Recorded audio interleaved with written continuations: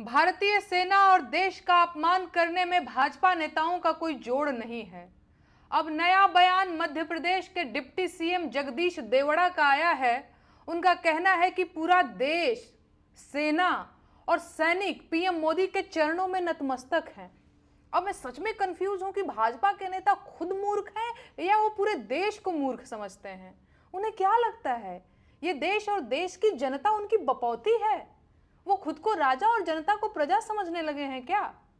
क्या वो भूल गए हैं कि जिस कुर्सी पर बैठकर वो बकवासबाजी कर रहे हैं वो जनता की दी हुई है और जनता जब चाहेगी उन्हें कुर्सी से उतारकर जमीन पर बैठा देगी। देश की सेना देश का गौरव और सम्मान है और उसके बारे में फालतू बयानबाजी करने का अधिकार किसी नेता के पास नहीं है। भारतीय सेना देश की सेना है, किसी भाजपा नेता की सेना नहीं है।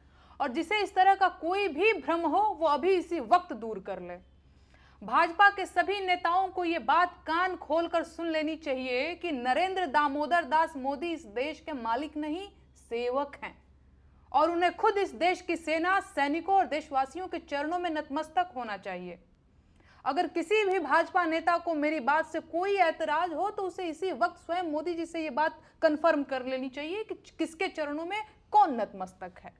राजतंत्र में राजा मालिक होता था, जनता सेवक, लेकिन लोकतंत्र में जनता मालिक है और प्रधानमंत्री सेवक। लोकतंत्र और राजतंत्र के बीच यही मूलभूत अंतर है। लेकिन भाजपा नेताओं के बयान सुनकर लगता है कि भाजपा ये बात भूल चुकी है।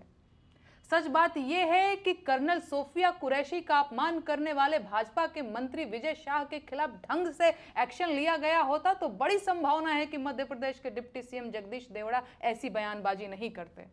लेकिन भाजपा हमेशा अपने दोषी नेताओं को बचाती रही है और उसी का परिणाम है एक तड़ी पार के हुई यूपी के खेवैया। बताओ मोरे भैया के हुई यूपी के खेवैया।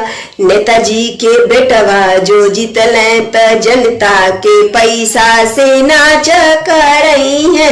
इनकर चाचा ताऊ सब नेता बन जाई है। साइकिल थमाए तो है, साइकिल थमाए तो है, खुद हेलीकॉप्टर पर उड़ जाई है। बताव मोरे भैया के हुई यूपी के खेवैया। बताव